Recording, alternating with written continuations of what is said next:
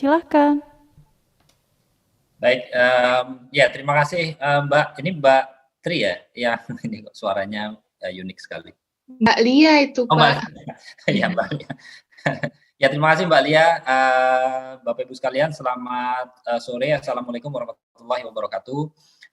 Selamat datang kembali ke Jurnal Club ya. Ini yang kedua atau yang ketiga kita melakukan sesi Jurnal Club atau Journal Reading, di mana hari ini sudah bersama kita narasumbernya ada Dr. Hasbi ya, yang mahasiswa MMR tapi sepertinya akan meneliti tentang telehealth ya, Dr. Hasbi. Ya baik dok. Jadi ini sebetulnya adalah lanjutan dari Jurnal Reading Rabu kemarin.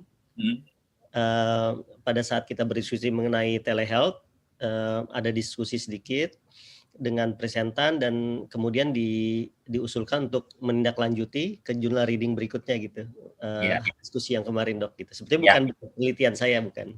Oke, ya, ya saya kira penelitian karena menarik ya, karena di Indonesia kalau kita ambil konteksnya di Indonesia, telehealth atau telemedicine itu sudah dipraktekkan, walaupun mungkin ada batasan-batasannya. Apalagi kemarin pada saat pandemi ini ya, jadi ada konsil kedokteran, lalu kemudian Kementerian Kesehatan memberikan surat edaran terkait dengan panduan untuk melakukan telehealth. Nah, kalau Bapak Ibu, saya harap sebenarnya Bapak Ibu ini yang ada di sini sudah membaca ya apa yang sudah yang nanti dipresentasikan oleh Dr. Hasbi ya. Jadi ini menarik karena artikelnya itu kayak semacam literatur review yang dia mengambil mungkin ada sekitar 106 ya artikel yang kemudian dianalisis demikian rupa untuk melihat mana sih evidence yang sangat kuat atau yang moderate atau yang lemah yang kaitannya dengan efektivitas dari telehealth ya, consultation pada kasus outpatient atau kasus-kasus rawat jalan ya, bukan rawat inap ya, kalau dalam hal ini sangat spesifik sekali di AHRQ. Saya sebenarnya sudah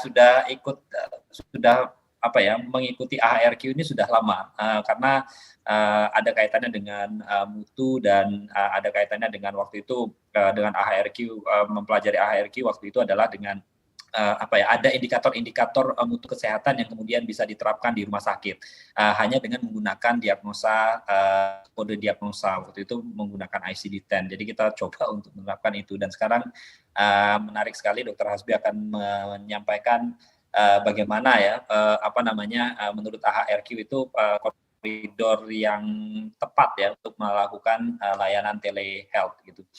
Oke, saya tidak mau memperpanjang waktu ini, singkat saja, lalu kemudian kita serahkan ke Dr. Hasbi untuk presentasinya. Sudah akan presentasi kan dok?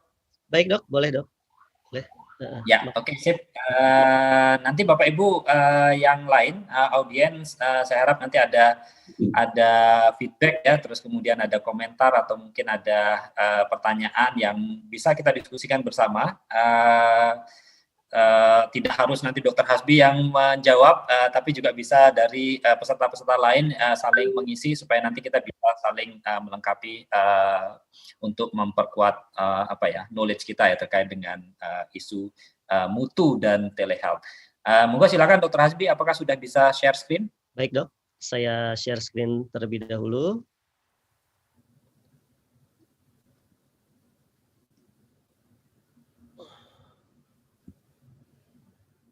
Sudah terlihat ya dok? Sip, sudah. Sudah terlihat ya dok? Sip, sudah. Baik, saya mulai slideshow.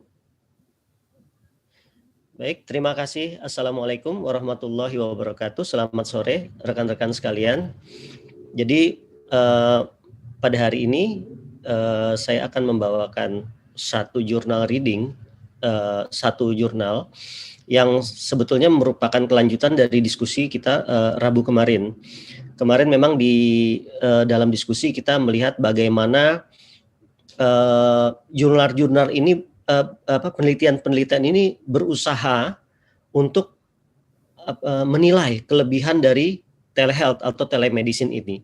Mereka berlomba-lomba melihat sisi positifnya, apakah ini bisa digunakan, dan memang itu tujuannya saya rasa. ke depannya bagaimana telemedicine ini akan berperan dalam pelayanan kesehatan. Nah, kita bisa lihat contohnya saat pandemi ini, hal ini mulai marak, mulai populer, walaupun teknologi ini, jenis pelayanan ini sebetulnya di luar negeri sudah mulai berkembang sejak tahun 1990-an. Nah, jadi yang menurut saya, menurut pendapat pribadi saya, memang banyak hal yang harus digali, terutama untuk pelaksanaan telehealth atau telemedicine di negara kita. Kenapa? Karena apabila ini menjadi suatu kebijakan baru, tentunya harus ada desain yang terstruktur, desain yang disepakati bersama, desain yang merupakan batasan-batasan dari telehealth atau telemedicine sendiri. Seperti bahasan di minggu kemarin juga, taruhlah kita melihat layanan telemedicine yang disediakan oleh startup tertentu. Ada beberapa startup yang memulai, belakangnya biasanya pakai doc, ada beberapa. Nah, tetapi di situ bisa kita lihat platform yang mereka gunakan itu, satu, itu adalah telekonsultasi sebetulnya. Kedua, pelayanan diberikan kepada random patient, artinya bukan pasien dari rumah sakit tertentu, tidak. Ketiga, basicnya atau platformnya adalah chatting, bukan tatap muka dengan video conference. Nah, sedangkan di rumah sakit lain menumpang platform yang saat ini juga marak di masa pandemi ini, taruhlah kita sebut Zoom, gitu. Nah, ini desain struktur, infrastruktur, ini sepertinya belum ada kesepakatan. Batasan-batasan, apakah boleh untuk pasien baru, apakah hanya untuk pasien lama, ini juga belum saya rasa belum digali. Nah, menuju ke arah sana, kalau berbicara mengenai keuntungan, kita tentunya harus tidak hanya berbasis kepada keuntungan menurut pasien. Karena kalau kita buka jurnal, rata-rata kalau dari sisi pasien itu, keuntungan telemedicine ini kebanyakan yang populer adalah mengurangi waktu perjalanan ke rumah sakit dan mempersingkat waktu antrian. Jadi itu dari sisi pasien, tapi apakah klinisi puas dengan itu? Itu kita belum tahu. Apakah outcome telemedicine ini baik? Kita juga belum tahu. Lalu apakah sejauh apakah telemedicine ini dapat menyebabkan harm kepada pasien? Nah, itu juga kita belum tahu. Nah, untuk itu saya mendapatkan satu jurnal. Jurnal ini judulnya The Effectiveness of Outpatient Telehealth Consultation. Kalau di atas judulnya, sebetulnya di jurnalnya itu ada tulisan seperti ini, implementing AHRQ Effective Healthcare Review. Tadi disampaikan oleh Dr. Guardian bahwa memang AHRQ ini bergerak dalam hal-hal yang berhubungan dengan healthcare, terutama dalam research dan peningkatan kualitas healthcare itu sendiri. Di sini tagline-nya mereka, helping clinician make better treatment choice. Nah, ini tagline-nya mereka. Nah, jadi saya sampaikan sedikit bahwa AHRQ ini sendiri adalah kepanjangan singkatan dari Agency for Healthcare Research and Quality.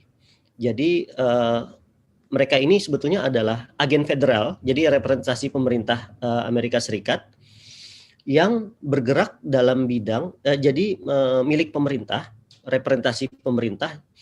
Jadi mereka melakukan penelitian hal yang berhubungan dengan healthcare safety dan quality improvement. Kemudian dari situ mereka juga mengadakan pendidikan dan pelatihan untuk implementasi dari hasil penelitian-penelitian tadi yang dianggap dapat baik dan bagus untuk diimplementasikan. Mereka implementasikan dan mereka membuat pelatihan untuk mengimplementasikan hasil-hasil penelitian tadi.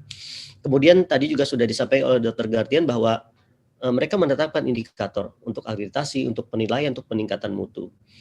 Jadi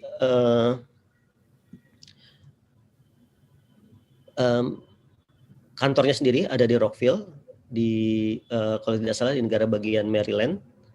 Nah ini beberapa programnya mereka punya Project Echo namanya, Extension for Community Healthcare Outcomes. Jadi mereka melatih dokter-dokter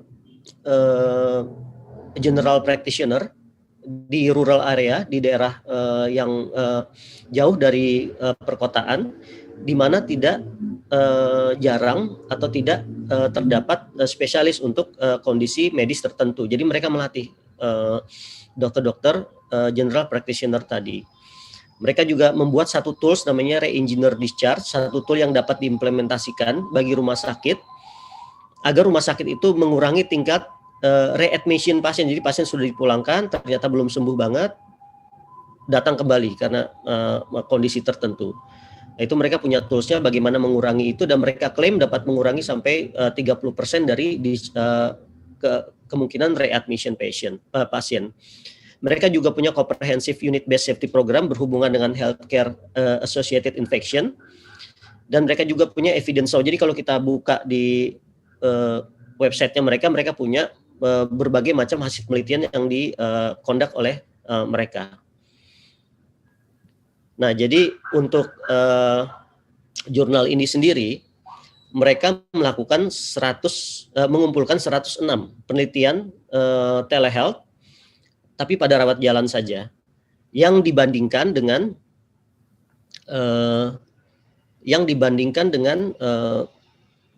konsultasi tatap muka, konsultasi telepon, atau konsultasi non spesialis.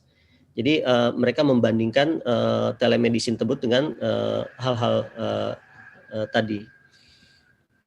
Lalu menurut mereka sendiri, telehealth itu adalah komunikasi atau pelayanan kesehatan healthcare yang diberikan oleh seseorang dengan kapasitas profesional tertentu kepada pasien menggunakan infrastruktur teknologi informasi, di mana si pemberi pelayanan dan yang diberikan pelayanan itu berada di site masing-masing, artinya berjauhan. Jadi melampaui jarak dan waktu tertentu.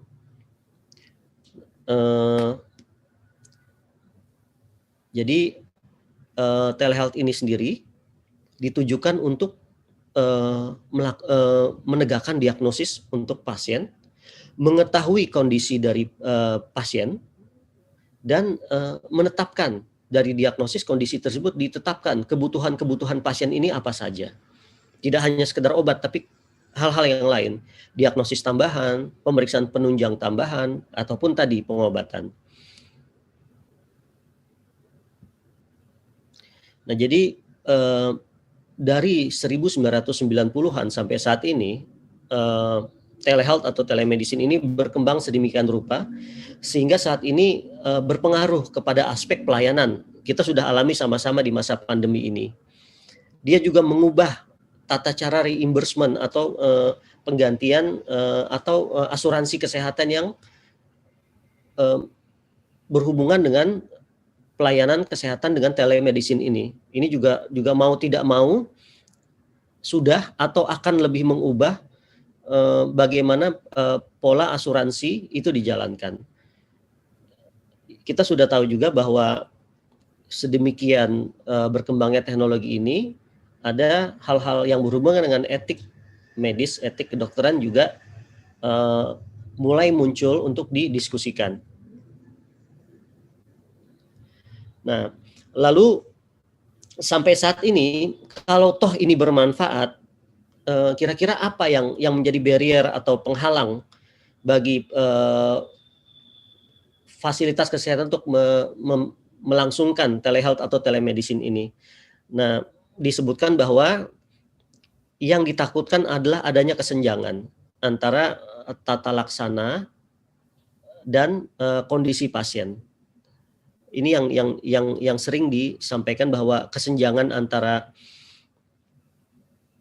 kondisi pasien dan terapi apa yang seharusnya tepat untuk diberikan kepada pasien, itu yang menjadi isu. Nah, lalu di review ini, systematic review ini, bahwa yang menjadi pertanyaan adalah bagaimana telemedicine atau telehealth ini berpengaruh terhadap clinical outcome pada pasien yang menjalani pelayanan secara telemedicine ini, dan bagaimanakah pengaruh telemedicine ini terhadap cost atau biaya pengobatan, biaya berobat. Kalau di journal reading minggu yang lalu kita membahas bahwa dari sisi cost itu digali bahwa ada pengurangan emisi karbon dioksida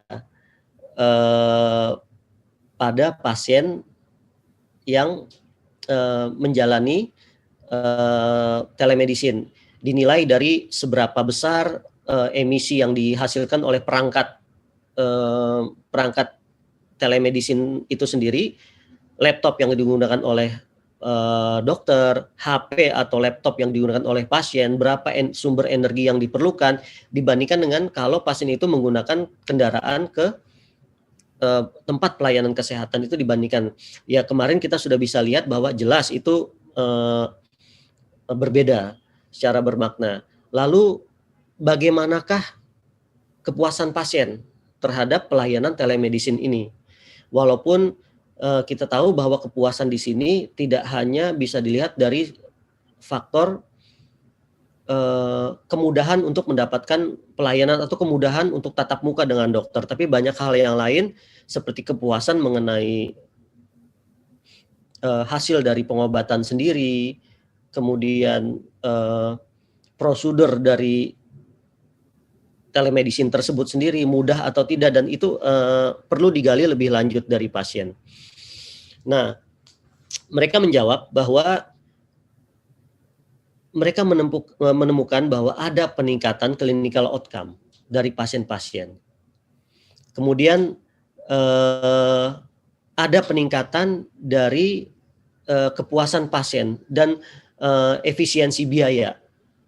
Walaupun dari review ini dikatakan bahwa kesimpulan tersebut didapatkan dari review tersebut secara inkonsisten dengan bukti yang terbatas. Mungkin nanti kita bisa bahas lebih lanjut. Sama juga untuk ini, untuk yang mengatakan bahwa kepuasan pasien ini naik, efisiensi biaya juga naik, tapi ini disampaikan bahwa bukti-buktinya inkonsisten, bukti-buktinya tidak konsisten dan masih terbatas buktinya. Malah mereka menemukan bahwa untuk pasien HARM mereka tidak bisa conclude apa-apa, tidak bisa menyimpulkan apa-apa. Apakah terdapat kecenderungan bahwa HARM meningkat pada pasien yang mendapat pelayanan secara telemedicine atau tidak, itu tidak bisa disimpulkan. Jadi mereka menilai, membuat skala kekuatan atau strength of evidence-nya, kekuatan tadi bukti-buktinya. Kalau insufficient tentunya di sini tadi mereka tidak bisa ambil konklusi. Kalau high confidence itu, jadi mereka benar menemukan bukti bahwa ada efek dari telemedicine ini. Kalaupun dilakukan penelitian lanjutan, tingkat confidence atau tingkat kepercayaan kita akan itu tidak akan berubah. Jadi it's very unlikely to change the confidence in estimate of effect. Nah, kalau moderate, saya dari low dulu. Kalau dari low sama tadi ada evidence yang ditemukan, tapi kira-kira kalau dilakukan penelitian lebih banyak di kemudian hari, hal ini bisa berubah. Moderate berada di antara kedua hal tersebut. Baik. Nah, jadi ada beberapa outcome yang mereka lihat. Mereka membagi kalau dari primary outcome-nya itu dari review-review berdasarkan spesialisasi atau klinik spesialis yang melangsungkan telemedicine ini. Ini sini ada klinik dermatologi, ada klinik luka, klinik mata, klinik ortopedi, gigi, cancer dan psikiatri. Jadi mereka di sini menemukan bahwa bisa kita lihat di sini dulu bahwa untuk mata, ortopedik dan gigi mereka tidak bisa menemukan data yang cukup untuk membuat satu kesimpulan. Untuk dermatologi di sini studinya ada 3 yang mereka bisa ambil bahwa dan dengan tingkat strength evidence yang low, bahwa mereka tidak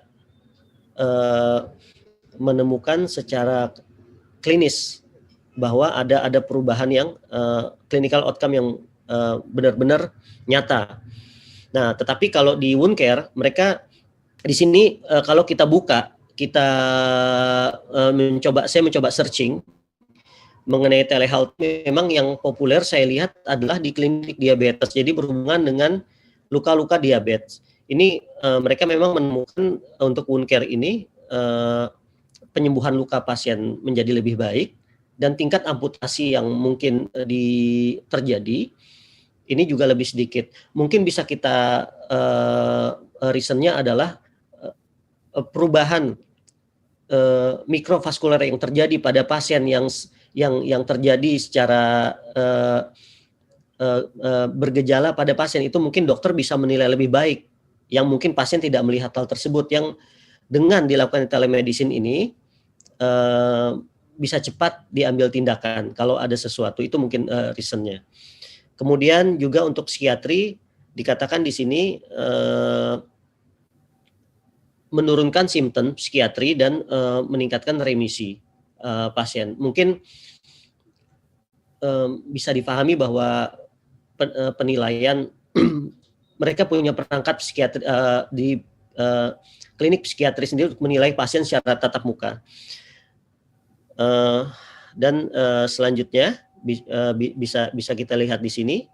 Nah, ini yang berhubungan dengan clinical outcome terutama. Nah, kemudian kalau yang lain ini memang lebih banyak membahas hal-hal yang seperti cost, kemudian kepuasan pasien. Nah, di sini untuk masalah cost sendiri, mereka menilainya bahwa memang semua itu rata-rata selalu menilai bahwa ada efisiensi biaya yang terdapat. Tapi kalkulasi atau perhitungan sendiri mungkin tidak standar, bervariasi. Nah, jadi lebih bergantung kepada bagaimana biaya ini meringankan biaya perjalanan pasien.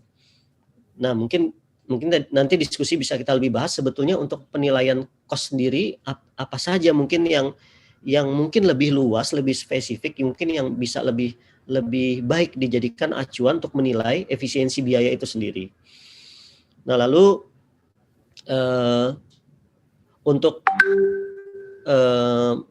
akses sendiri untuk komprehensif paripurnanya pelayanan ini moderate strength evidence bahwa akses ke pelayanan paripurna itu menjadi lebih baik dengan telemedicine.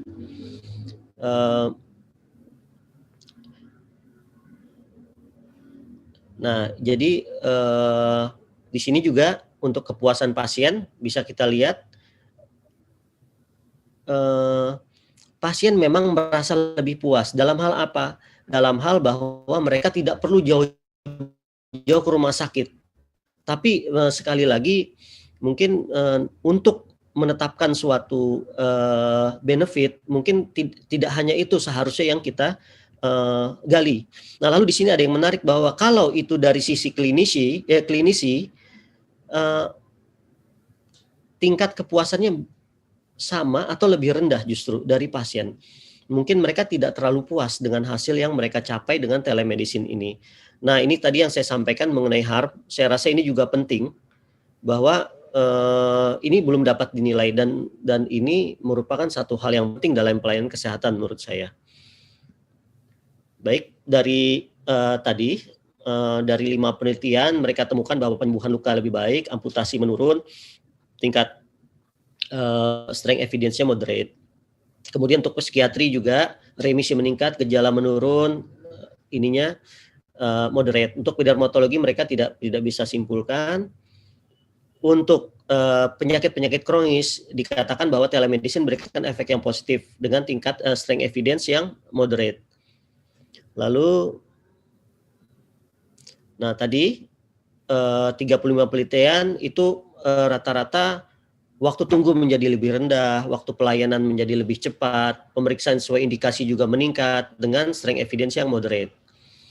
Nah, kepuasan pasien rata-rata selalu berkutat di masalah penghematan waktu. Kemudian penghematan biaya, seperti yang saya sampaikan tadi bahwa mungkin cara pengukuran efisiensi biaya itu sendiri berbeda-beda dari satu penelitian ke penelitian yang lain, jadi strength evidence didapatkan low.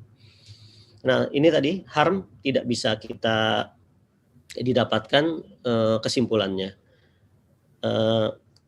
Baik, saya rasa untuk isi dari jurnal tersebut secara garis besar sudah saya sampaikan. Mohon maaf kalau ada kekurangan, nanti bisa kita diskusikan lebih lanjut setelah ini. Gitu Dr. Gardian, terima kasih.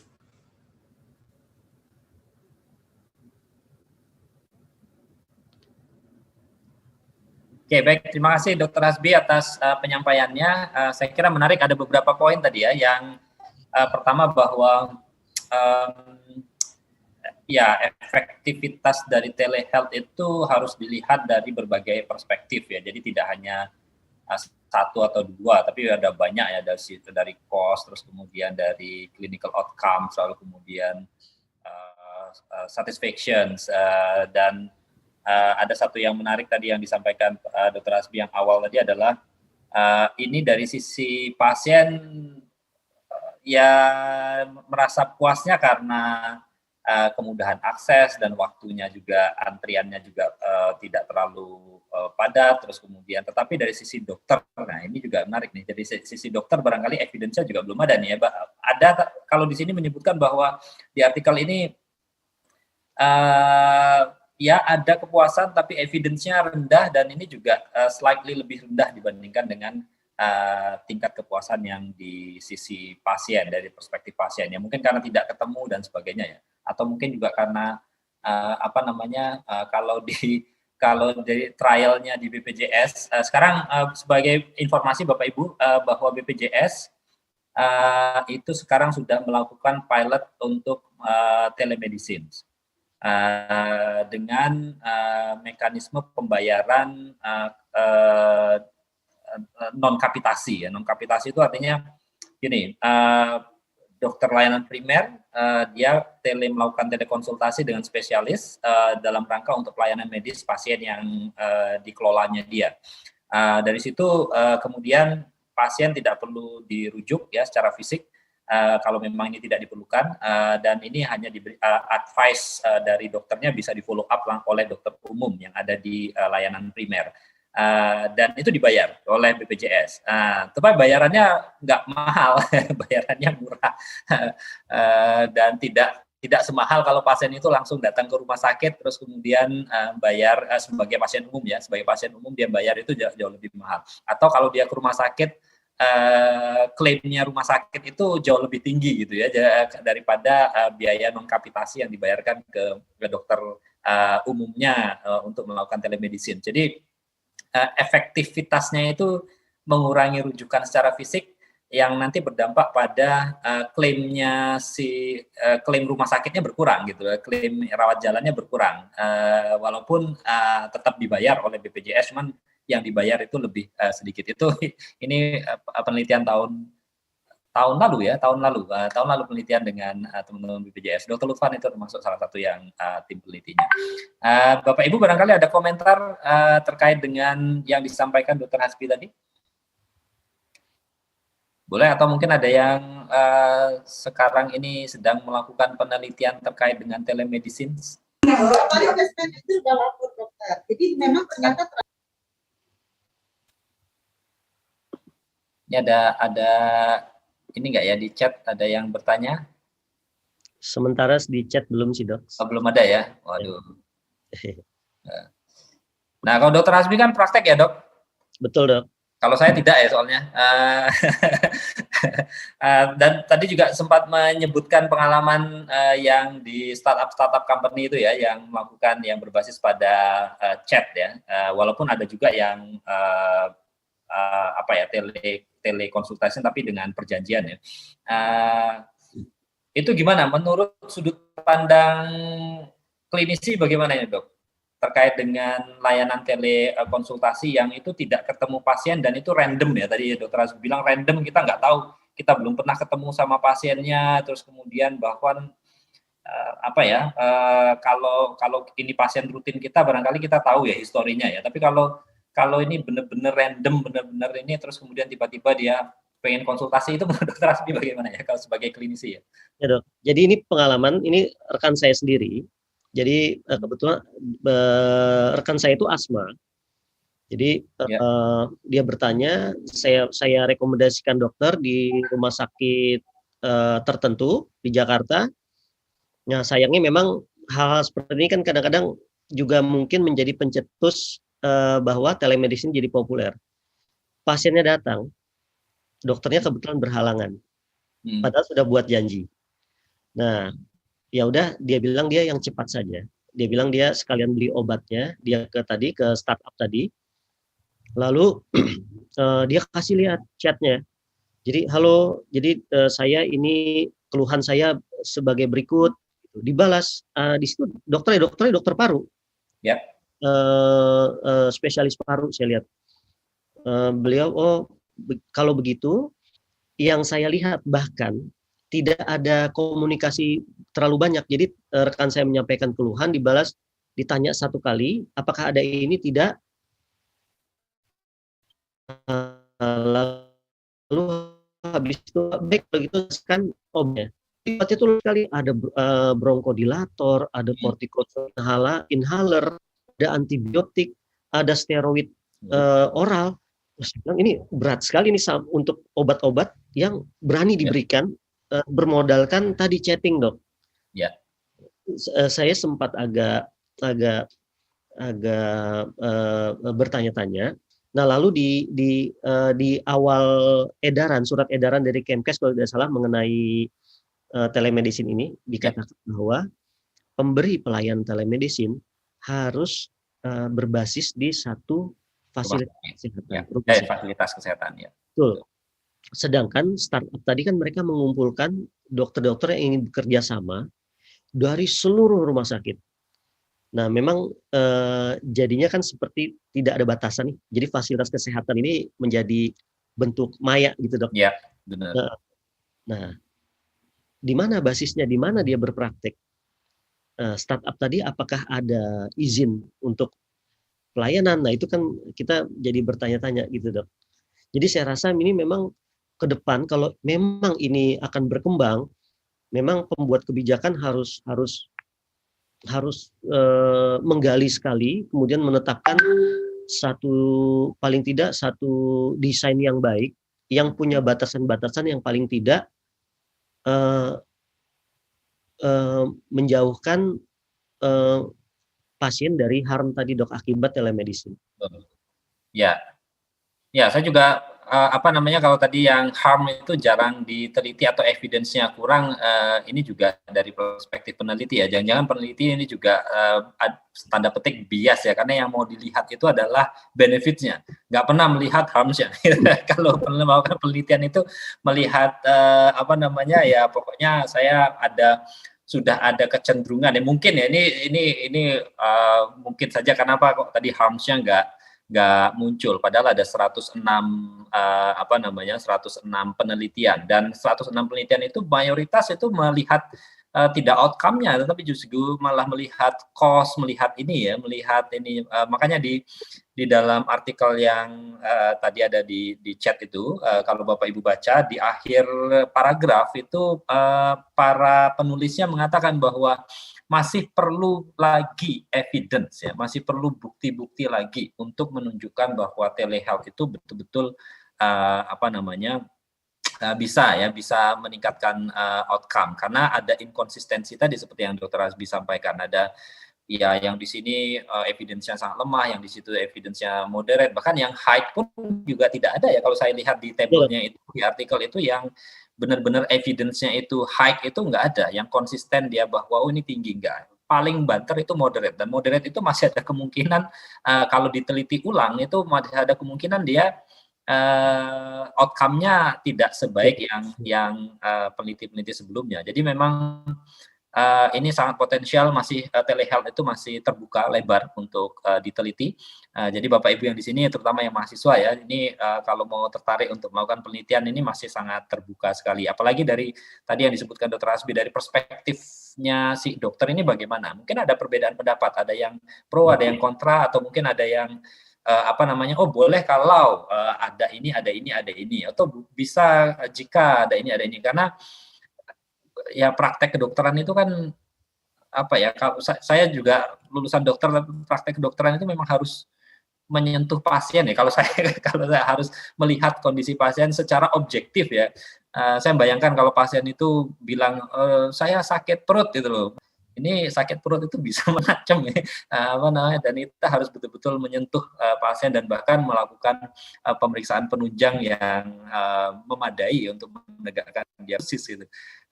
Mungkin yang lain barangkali ada komentar, nanti ini kayak saya ngobrol sama Dr. Hasbi aja ini. Yang lain barangkali ada mungkin ada yang menarik yang ingin dibahas.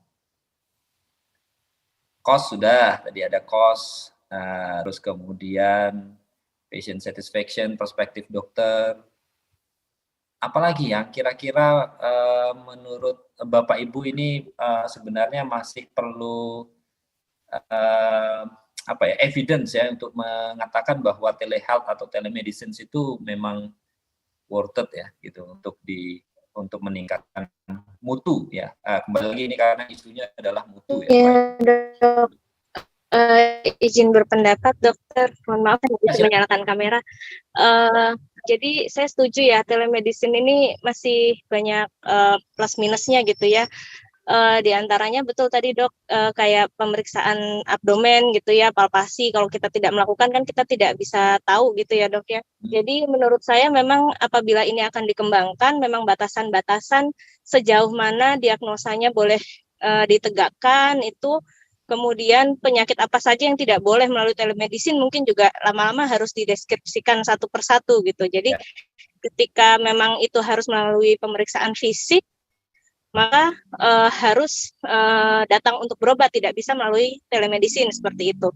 Jadi menurut saya mungkin ada baiknya pengembangannya ini aturannya sepertinya dokternya itu tetap harus punya base, itu harus dia ada di bawah instansi mana seperti itu. Jadi jelas bahwa si dokter ini memiliki SIP di sebuah instansi, telemedicine-nya dinaungi oleh instansi tersebut, dan ketika memerlukan konsultasi luring atau offline gitu, jelas si pasien ini harus datang kemana seperti itu.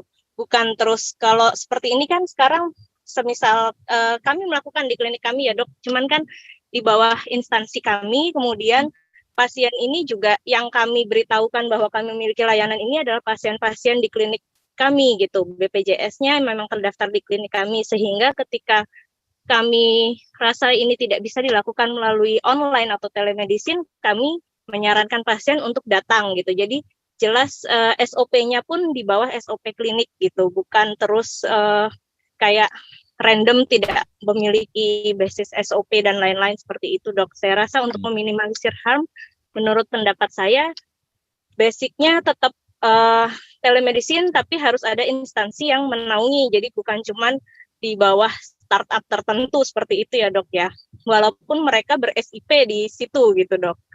Terima kasih. Ada ini ya, ada koridor. Nah ini mungkin satu topik penelitian nih besar nih sebenarnya. Jadi apa sih batasan telemedicine yang dapat dilakukan atau telehealth yang dapat dilakukan? Dan ini saya kira kalau dilihat dari sejumlah artikel di sini sepertinya ya bisa kita lihat sih, kalau dilihat dari artikelnya ini kan kayak contoh umpamanya tadi ada wound care, itu sangat evidence-nya sangat kuat, moderate lah. Terus kemudian ada untuk psikiatri ya. Kalau psikiatri memang kalau ini karena di Amerika ya, Amerika itu sepemahaman saya itu psikiatri itu sudah lama dilakukan telemedicine. Jadi memang cukup kuat sih evidence-nya untuk melakukan layanan psikiatri, karena psikiatri kan lebih banyak konsultasi yang dia kalau tatap muka seperti kita pakai Zoom ini mungkin sudah cukup ya, saya nggak tahu ya, saya bukan ahli psikiatri ya, barangkali sudah sangat cukup, dan ini sudah untuk follow up yang sifatnya rutin itu bisa dilakukan, kecuali kalau memang nanti ada kondisi-kondisi akut yang harus ditangani. Ini cukup banyak evidence. Saya baca banyak artikel terkait dengan telemedicine yang psikiatri ini termasuk salah satu yang ini. Nah, yang saya heran itu ini dermatologi. Wah, ini dermatologi kok sedikit evidence-nya, padahal kalau dibaca-baca di beberapa artikel itu dengan foto ya mungkin untuk kasus tertentu ya, dengan wujud kelainan kulit tertentu itu dengan foto itu ada yang mengatakan itu sudah cukup gitu loh. Jadi untuk melakukan mengidentifikasi kondisi, terus kemudian melakukan penata laksanaan. Tapi di sini sangat lemah ya, evidence-nya nggak terlalu kuat ya. Jadi saya nggak tahu ini juga menarik.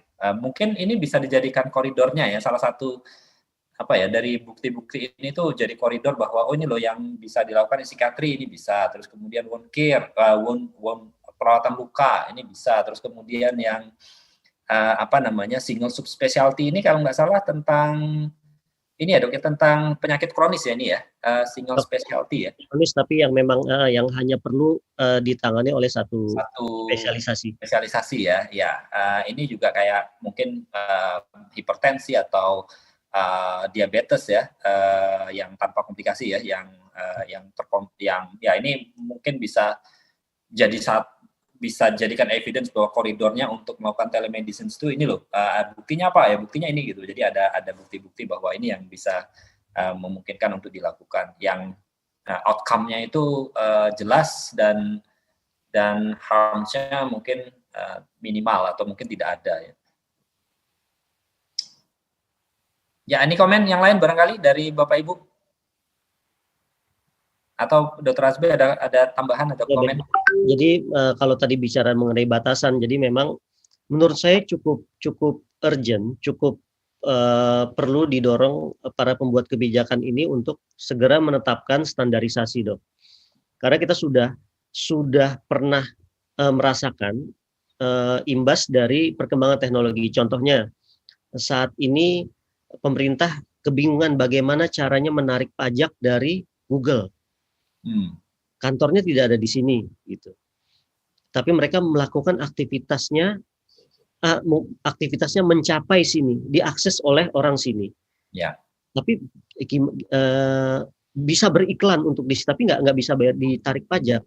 Nah, lalu bagaimana YouTube atau YouTuber kita kenal yang konten kreator meruntuhkan undang-undang pertelevisian. Jadi masalah censorship, masalah itu sekarang bubar semua karena ada media baru. Jadi saya rasa sehubungan dengan ini tadi walaupun telemedicine di sini hanya terbatas hanya sebatas telekonsultasi, tapi kalau telekonsultasi tersebut menghasilkan terapi, ya kita bicara mengenai pengobatan, bagaimana dengan adverse effect, harm, medication error. Nah itu sedangkan yang memberikan pelayanan tersebut nggak ada basisnya di mana gitu, dok. Ya maya adanya gitu. Ya. Mungkin ya secara objektif pun mereka agak ada kekurangan ya, kalau dengan telehealth itu ada kekurangan untuk menilai secara objektif ya kondisi pasien, sehingga pada saat menentukan obat itu jadinya obat yang seperti yang disampaikan Dr. Hasbi tadi, semua ditembak gitu loh, semua dipakai gambling, kayak semacam tanda petik ya, gambling bahwa ini pokoknya kasih ini semuanya beres itu.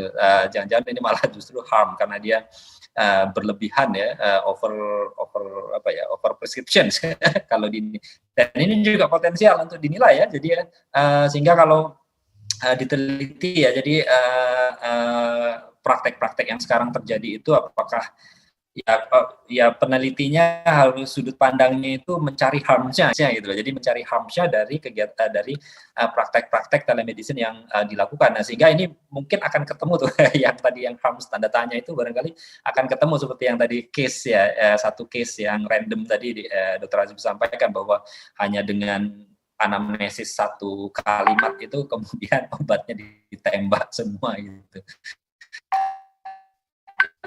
Ini yang bisa ditikin, kita bisa menambah evidence terkait dengan layanan telehealth. Nah, ini Dr. Lutfan sudah join.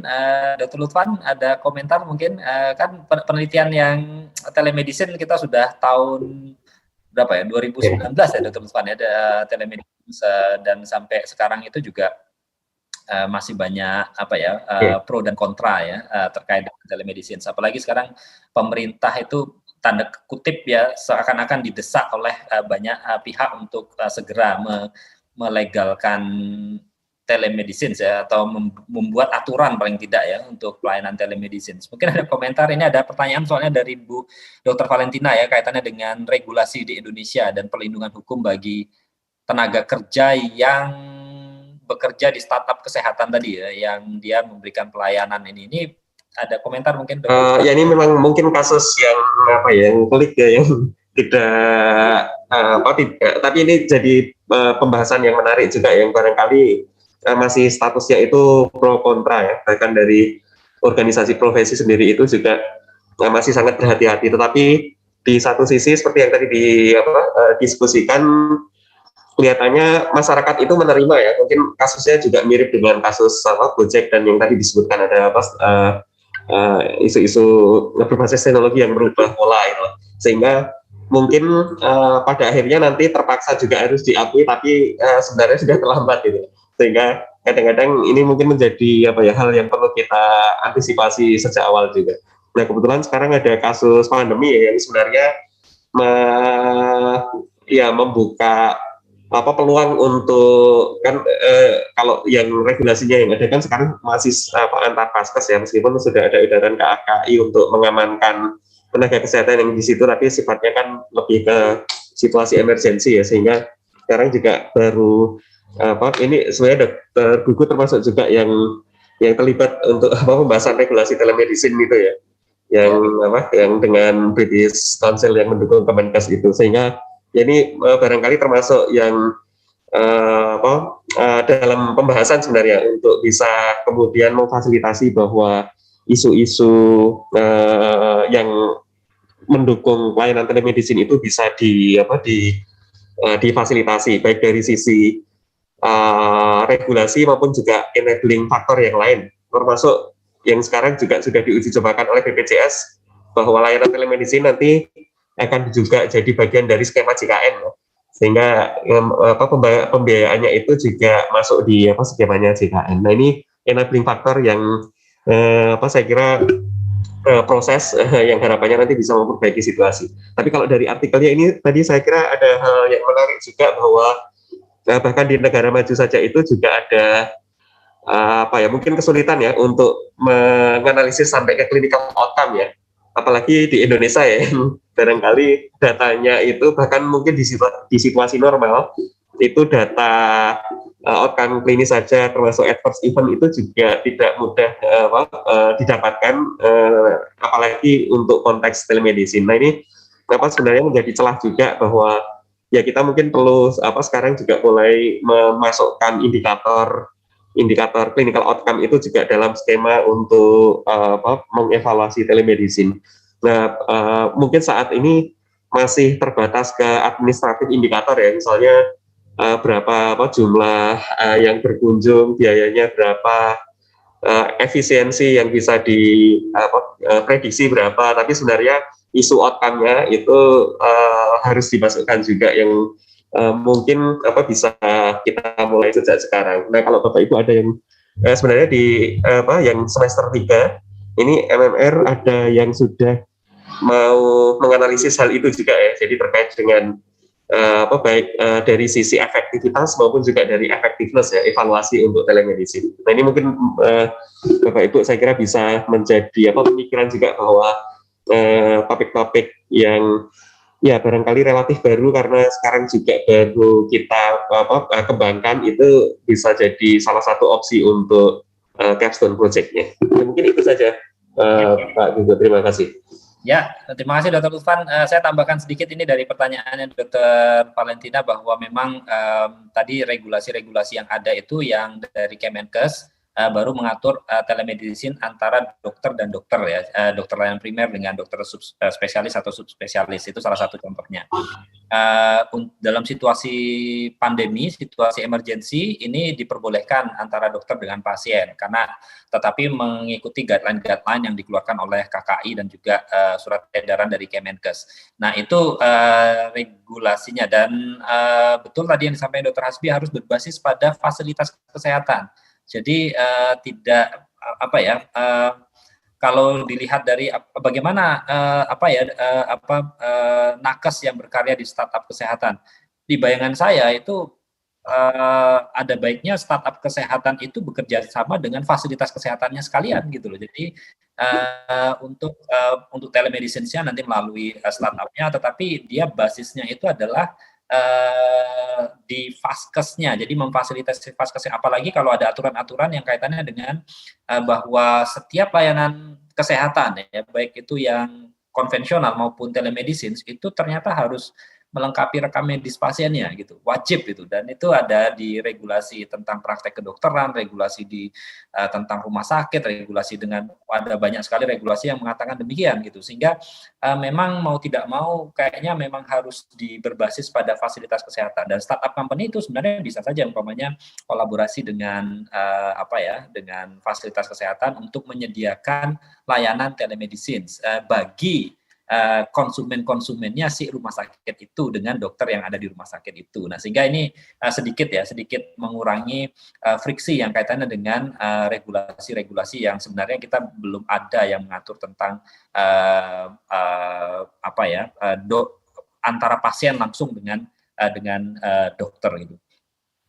Nah, kalau umpamanya ini ada salah obat atau ada adverse events, ini saya kira ya kalau ini berbasis fasilitas kesehatan, SOP-nya sudah jelas dan tindak lanjutnya itu juga sudah jelas. Tapi kalau berbasis pada cloud tadi, berbasis pada telemedicine kayak telemedicine-nya itu hanya sebagai kayak broker ya, broker yang mempertemukan antara dokter sama pasien itu. Nah, ini SOP-nya belum. Beberapa startup company mengatakan mereka punya SOP-nya, terutama yang terkenal itu mereka ada bahkan ada komitenya ya, komite medisnya ya, yang itu memantau kualitas dari bentuk interaksi antara pasien sama dokternya, dan itu dipantau. Jadi kualitas chatnya itu dipantau, tapi ya kembali lagi nanti komitenya itu bagaimana bekerjanya itu juga saya belum tahu persis ya. Atau mungkin Dr. Hasbi ada tambahan barangkali kaitannya dengan ini? Ya Dok, kalau di rumah sakit kami sendiri, memang di awal pandemi itu kan muncul isu untuk melaksanakan ini dengan berbagai macam keraguan pada awalnya sampai keluar edaran yang terakhir yang memperbolehkan telekonsultasi. Akhirnya kita jalan. Jadi yang kami lakukan adalah tetap menerapkan pendaftaran online bagi pasien tadi. Tujuannya apa? Agar pasien tetap terdaftar. Hanya kami buat sistemnya, pasien itu pendaftaran online itu kita bagi dua.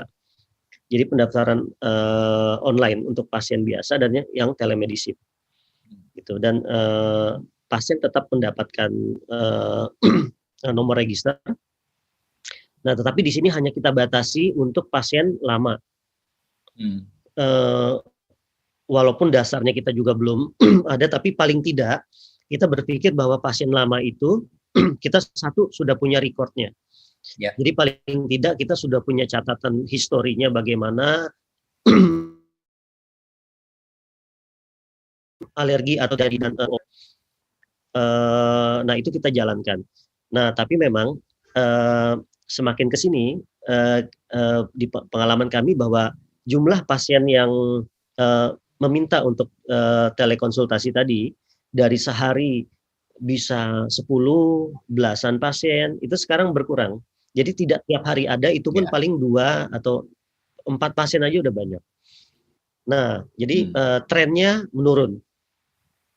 Lalu ada permintaan dari rekan-rekan di oksigen di rumah sakit kami. Jadi kita punya klinik melati, klinik bayi tabung, di mana untuk pasien-pasien yang berobat itu ada juga lumayan banyak dari luar daerah. Karena biayanya tinggi, jadi mereka minta nih untuk dapat melayani telekonsultasi ini untuk pasien baru juga, tapi untuk pasien yang ke klinik bayi tabung. Supaya tidak perlu jauh-jauh naik pesawat ke sini hanya untuk ketemu dokter gitu, paling tidak untuk diskusi awal itu sudah bisa difasilitasi dan itu make sense. Kita coba fasilitasi ke sana karena toh tidak melibatkan sesuatu yang ujungnya akan memberikan terapi gitu, Dok. Jadi tapi secara garis besar di rumah sakit kami trennya dari 2020 pertengahan sampai akhir tahun ke sekarang itu jauh berkurang. Pasien telemedicine kita. Nah, ini malah berkurang ya. Jadi menarik ya. Ada batasan-batasan, satu itu batasan-batasannya dan jelas tadi berbasis pada fasilitas kesehatan dan kemudian kalau memang pasien baru itu yang tidak sampai ke arah terapi ya, jadi belum sampai ke arah terapi ya, jadi konsultasi awal itu sangat memungkinkan ya, jadi menarik juga ini. Ya sayang sekali kita waktunya sudah hampir jam 4:30 ini, sudah 2 menit lagi. 2 menit lagi itu untuk mungkin ya Pak Ibu. Jadi kelihatannya memang masyarakat itu juga barangkali punya persepsi berbeda ya, karena melihat bahwa ya sekarang kayak pengobatan tradisional saja itu sudah sangat advance strateginya ya. Saya bukan bicara advance teknologinya tapi strateginya ya. Mungkin Bapak Ibu bisa lihat di ini ya, bisa di layar saya ya. Jadi banyak MPH ya. MPH itu ya kalau Bapak Ibu kan master paling hebat nanti ya, tapi kalau ini master penghusada ya. Ingin tahu ya.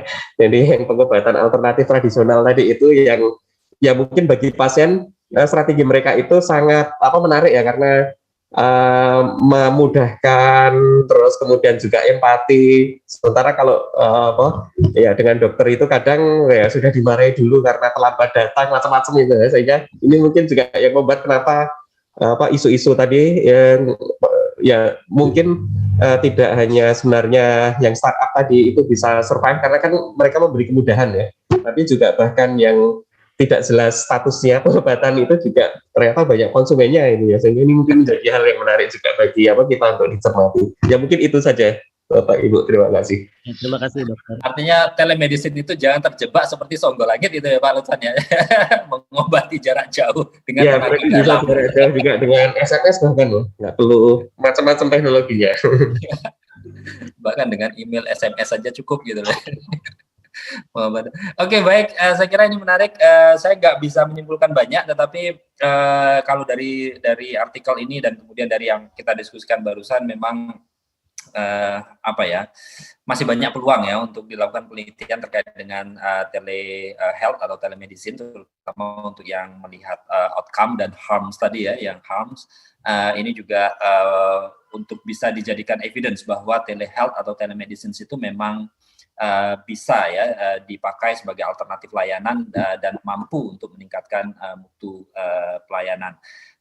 Dan tentunya Bapak Ibu di sini yang tertarik untuk melakukan penelitian telemedicine itu terbuka lebar lah topik-topik penelitian yang kaitan dengan telemedicine. Toh di Indonesia juga praktek-praktek itu sebenarnya sudah mulai ada ya, sudah ada sejak 1-2 tahun atau mungkin beberapa tahun yang lalu, bahkan beberapa teman-teman itu sempat mencerita sejak tahun 2006 bahkan ada yang sudah melakukan telemedicine itu. Baik, saya kira ini yang bisa saya sampaikan. Terima kasih sekali Dr. Hasbi, Dr. Lutfan, ya ada teman-teman ya di sini yang dari MMR yang sudah merespon. Terima kasih sekali. Kita ketemu lagi nanti dengan Jurnal Club yang lain dengan topik yang lain yang lebih menarik dan tentunya bisa menambah wawasan kita ya untuk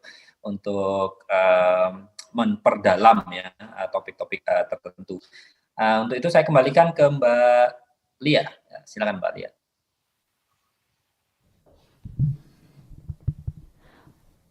Baik, terima kasih untuk Dokter Gugu dan Dokter Abdillah. Saya akhiri untuk acara jurnal reading pada sore hari ini. Kurang lebihnya kami mohon maaf. Wassalamualaikum warahmatullahi wabarakatuh.